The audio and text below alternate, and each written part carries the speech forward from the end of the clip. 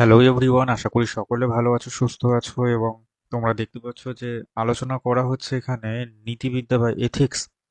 এবং তোমাদের জানিয়ে রাখি যে এটাই হলো লাস্ট ক্লাস, অর্থাৎ এথিক্স এর লাস্ট ক্লাস। 8টা ক্লাসে টোটালি কমপ্লিট করানো হলো এথিক্স। আমি আশা রাখছি যে নেক্সট অন্য কোনো কিছু একটা করা হবে। তো তোমরা বলে দাও যে সিলেবাস ভিত্তিক তোমরা আর কোন আলোচনা জানতে চাও। আহ, আহ, সেটা একবার বলে দাও। যদি সম্ভব হয় একবার কমেন্ট করে দাও, যদি সম্ভব হয় তোমার পক্ষে। তোমরা রয়েছে ইয়োর ফিলসফি, একটা প্ল্যাটফর্ম যেটা ফ্রি অনলাইন লার্নিং প্ল্যাটফর্ম, এবং এখানে সম্পূর্ণ সিলেবাসটা কমপ্লিট করানো হচ্ছে। ওয়েস্ট বেঙ্গলে একমাত্র এটাই একমাত্র লার্নিং প্ল্যাটফর্ম যেখানে সম্পূর্ণ সিলেবাস কমপ্লিট করানো হচ্ছে। তো আমি চাইবো যে হচ্ছে তোমার যারা বন্ধু বান্ধব যারা রয়েছে, তাদের সাথে তোমরা এই ক্লাসের ভিডিওটা শেয়ার করে দিও। ইয়োর ফিলসফি সম্পর্কে বিষয়বস্তু জানিও, যে লিঙ্কগুলো আছে, যে লিঙ্কগুলো দিয়ে থাকি সেই লিঙ্কগুলো শেয়ার করে দিও। আর টেলিগ্রামে অবশ্যই জয়েন করে যেও, কারণ টেলিগ্রামই হচ্ছে এমন একটা প্ল্যাটফর্ম যে প্ল্যাটফর্মে কিন্তু প্রশ্ন আলোচনা করা হয়। আহ, ওখানে কিন্তু অনেক এমসিকিউ প্রশ্ন দেওয়া হয়। তো তোমরা সেগুলো সলভ করো। এখানে ইউটিউবে যেটা পাচ্ছ সেটাকে নিয়ে পড়তে থাকো, প্লাস টেক্সট বই পড়ো। অন্য কোনো প্রশ্ন উত্তরের যে বই রয়েছে যেগুলো ভুলে ভরা, তার উপর ভিত্তি করে কিন্তু পরীক্ষা দিতে যাওয়াটা বোকামি। তো এটাই হচ্ছে একটা সঠিক পথ বলে আমার মনে হয়, নিজেকে পাশ করার পথে এগিয়ে নিয়ে যাওয়া। চলো, আজকে আমরা যে বিষয়টা আলোচনা করব সেটা হলো উপযোগিতার প্রকারভেদ বা টাইপস অফ ইউটিলিটারিজম। তোমাদেরকে এই আলোচনা চলছে, তার মাঝখানে বলে রাখি আমি আজকে এমন একটা দিনে এই ভিডিওটা করতে বসেছি যখন বাইরে বিশাল পরিমাণে বৃষ্টি চলছে। এবং এত বৃষ্টি এত ঝড় চলছে যে যার জন্য হয়তো হয়তো বা যে কিছু শব্দ আসতে পারে। তার জন্য কিন্তু আমি অবশ্যই সরি চেয়ে নিচ্ছি প্রথম থেকে, যদি এমনটা কোনো শব্দ আসে, বৃষ্টির শব্দ, তার জন্য আমি কিন্তু সরি চেয়ে নিচ্ছি। আচ্ছা, চলো আমরা বিষয়ের গভীরের দিকে যাই। আমরা কিন্তু এর আগে উপযোগিতাবাদ কি সেই বিষয়গুলো পড়ে নিয়েছি। মিল বিষয় আমরা জেনেছি। তার পূর্বের যে দার্শনিক রয়েছেন বেনথাম, সেটাও আমরা জেনেছি। এখন আমরা দেখব যে এই যে উপযোগিতাবাদ রয়েছে সেই উপযোগিতাবাদের কতগুলো প্রকারভেদ রয়েছে, যেগুলো আমাদের জন্য পরীক্ষায় গুরুত্বপূর্ণ। আমি সেইগুলোই নিয়ে এসেছি, বাদ বাকিগুলো কিন্তু কোনোভাবেই গুরুত্বপূর্ণ নয়। আর দাঁড়াও, আর একটা জিনিস আমি তোমাদেরকে বলবো বলবো করে বলা হয়নি। উম, দাঁড়াও, একটু একটু দাঁড়াও। সেটা হচ্ছে, হ্যাঁ, ওটা আমি পেয়ে গেছি। একটা জাস্ট ছোট্ট একটা ওয়ার্ড আমি ইউজ করব, তার জন্য আমাকে একটা বই খুলতে হলো আর কি। তো চলো, নেক্সট মানে আমাদের নেক্সট মানে বলছি, মানে সবার প্রথম যে বিষয়টা আলোচনা করবো সেটা হচ্ছে কর্ম সম্বন্ধী উপযোগিতাবাদ বা হচ্ছে অ্যাক্ট ইউটিলিটারিজম। অ্যাক্ট বা কর্ম, সেটা কি একটুখানি বোঝা যাক। কর্ম বলতে গেলে এখানে বোঝানো হচ্ছে যে হচ্ছে তুমি তোমার কাজটাকে কতটা পরিমাণে ভালোবাসো। ঠিক আছে, কাজটাকে কতটা পরিমাণে তুমি রেসপেক্ট করো, কাজের জন্য তুমি কোনো কিছু কি করছো। যদি সেই রকম বিষয়বস্তু হয় তাহলে সেইগুলো হচ্ছে কর্মসম্বন্ধী উপযোগিতাবাদ। যদি তুমি সেই কাজের দ্বারা উপকৃত হও, এবং এমন একটা কাজ রয়েছে যে কাজটা হয়তো হয়তো তুমি উপকৃত হচ্ছ এবং অন্যান্যরাও উপকৃত হচ্ছে। ঠিক আছে, বেশি সংখ্যক মানুষ উপকৃত হচ্ছে। দেখো, উপযোগিতাবাদ মানে হচ্ছে সেই বিষয়টা যেখানে অনেক বেশি সংখ্যক মানুষ উপযোগী হবে, সেই বিষয়টা নিয়ে কিন্তু আলোচনা করা হবে। ধরে নেওয়া যাক যে কোনো কাজকে ঠিক বা ন্যায্য বলা যাবে যদি এবং কেবল যদি কাজটি সুখের ঘটক হয়, মানে সুখটাকে পাওয়া যাচ্ছে এবং বেদনা তাতে যেন না পাওয়া যায়। ধরো এমন একটি কাজ তোমাকে দেওয়া হয়েছে যে কাজটিতে তুমি সুখী হচ্ছ, ঠিক আছে, কিন্তু সেই কাজের দ্বারা তুমি দুঃখ পাচ্ছ এমনটা কিন্তু নয়, সুখী হচ্ছ। আবার কোনো কাজকে ন্যায্য বলা যাবে যদি এবং কেবল যদি কাজটির উপযোগিতা সেই কাজের উপযোগিতা থেকে বেশি হয়, যেসব কাজ প্রাসঙ্গিক কাজটির পরিবর্তে ওই পরিস্থিতিতে করা যেতে পারত। আবারও আর একটা কথা, সেটা হচ্ছে কোনো কাজকে ন্যায্য বলা যাবে যদি এবং কেবল যদি প্রাসঙ্গিক পরিস্থিতিতে এমন কোনো বিকল্প কর্মসম্ভাবনা না থাকে যার উপযোগিতা বিচার্য কাজটির তুলনায় বেশি। কোনো কাজকে ন্যায্য বলা যাবে যদি এবং কেবল যদি প্রাসঙ্গিক পরিস্থিতি এমন হয় যে কর্তার পক্ষে সম্পাদনযোগ্য বিকল্প যে কোনো কাজ যতটা ভালো ফলের সৃষ্টি করতে সক্ষম, বিচার্য কাজটি অন্তত ততটা ভালো ফলের জনক। এই যে এর যে সমর্থক রয়েছে তার মধ্যে পাই হচ্ছে মিল, বেন্থাম, মুর এবং জোসেফ ফ্লেচার। এদেরকে পাই। অনেক ক্ষেত্রে অনেক ক্ষেত্রে কিন্তু কান্টও কিন্তু এই মতবাদকে স্বীকার করে। ঠিক আছে, আচ্ছা, অনেক ক্ষেত্রে স্বীকার করে, মানে এমনটা নয় যে তিনি স্বীকার করছেন।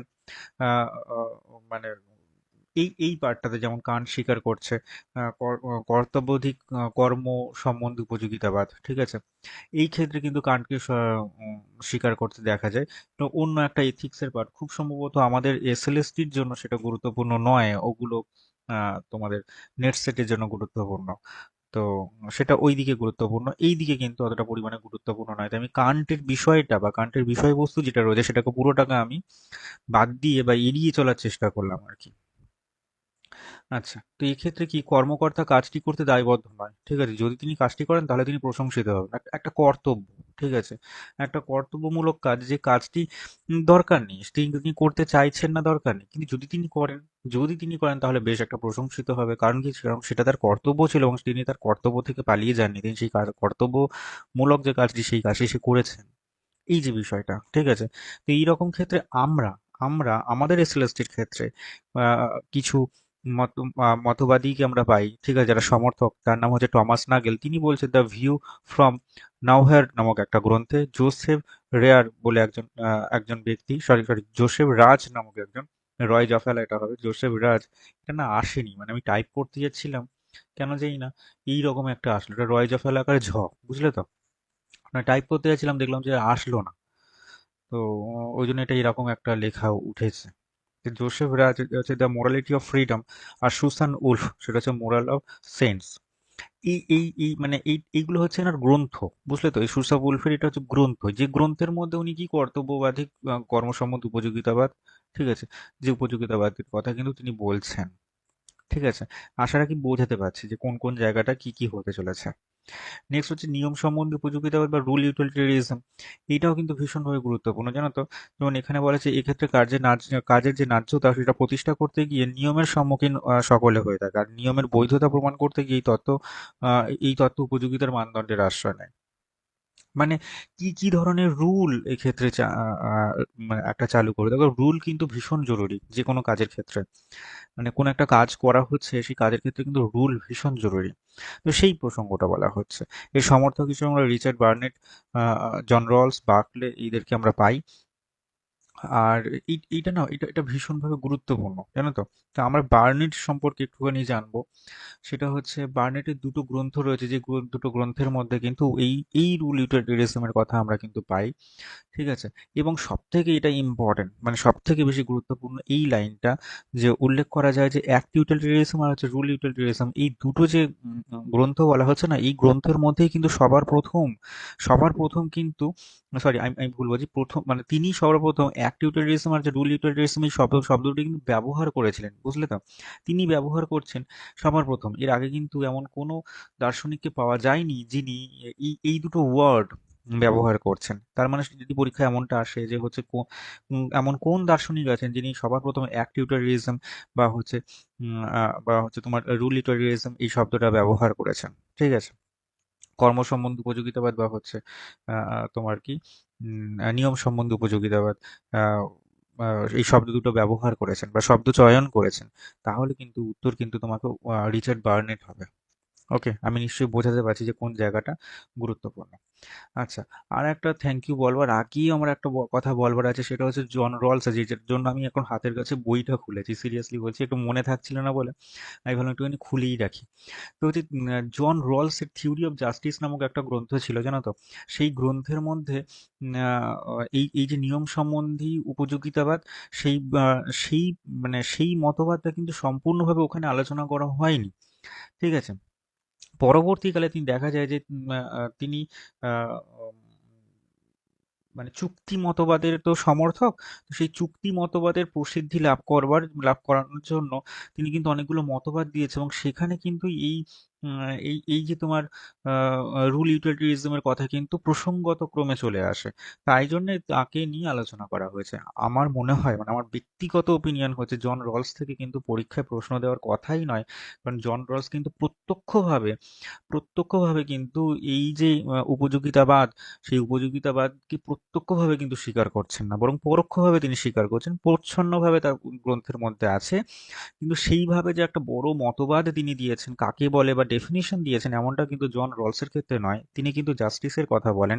তিনি বলছেন কন্ট্রাক্টের মাধ্যমে কিন্তু বা কন্ট্রাকচুয়ালিজমের মাধ্যমে কিন্তু আমরা সবাই গোষ্ঠীবদ্ধ হয়েছে এই ধরনের কথাবার্তা তাদের মানে তার মতবাদের মধ্যে পাওয়া যায়। এইটা কিন্তু কখনোই সঠিক বিষয় নয়, বুঝলে তো? মানে জন রলসের বিষয়টা নিয়ে যদি আলোচনা করা যায়, আমি সেই প্রসঙ্গে বলছি আর কি। আচ্ছা, তো আমার কিন্তু এই এই অবধি যে যতটুকু মানে পার্ট ছিল, মানে যেটা সিলেবাস ভিত্তিক যে আলোচনা, সেটা কিন্তু কমপ্লিট হয়ে গেল। এথিক্স কিন্তু আমার কমপ্লিট হয়ে গেল, পড়া বোঝানো, এবং যৎসংক্ষেপিত একটা একটা নোটস বা হচ্ছে কি বলা যেতে পারে একটা কন্টেন্ট তোমাদের কাছে রেডি করে দেওয়া হয়েছে।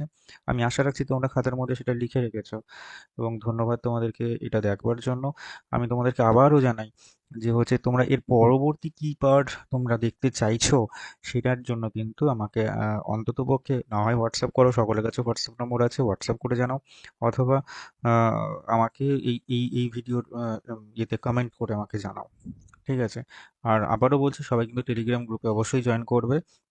আর ইউটিউবকে কিন্তু অবশ্যই সাবস্ক্রাইব করে দেবে। যদি সাবস্ক্রাইব না করো তাহলে কিন্তু সব ভিডিও তুমি দেখতে পাবে না, অনেক ভিডিও কম থাকবে তোমার কাছে, এটা খেয়াল রেখো।